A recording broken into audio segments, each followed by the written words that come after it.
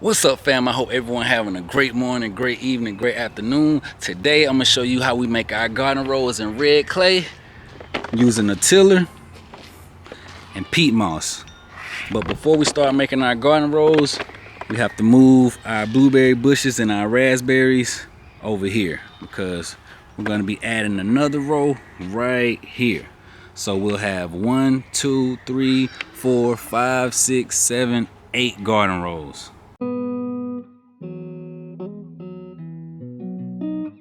So now that we got everything moved out the way, we can start tilling our red clay.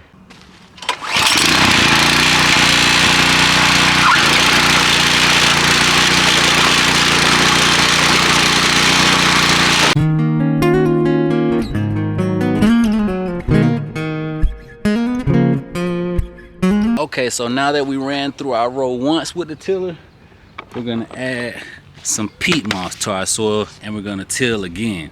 And if you don't have peat moss, another great alternative is coconut coir.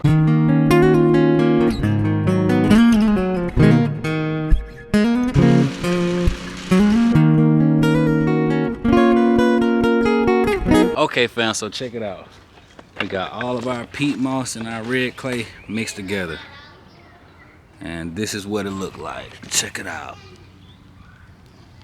So now we have to do is get our hard rake and get all of our dirt together. Then after we finish doing that, we're gonna get our fertilizer and we're gonna rake our fertilizer in there.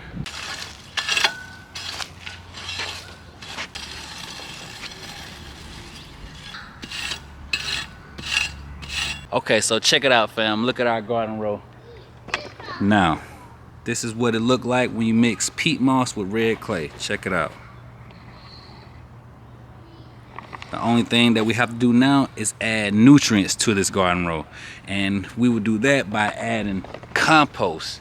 And we're gonna add some organic fertilizer. But most importantly, you have to add compost to your garden row so it can break down that red clay even more. So now that we have our garden rows mixed with our peat moss, now we're gonna come and add some organic fertilizer and we're gonna rake this in so this has nutrients ready to feed our plants. You don't have to use this fertilizer. You can also use things like cow manure or chicken manure. So keep that in mind. You don't have to use this. Just make sure whatever you use is organic.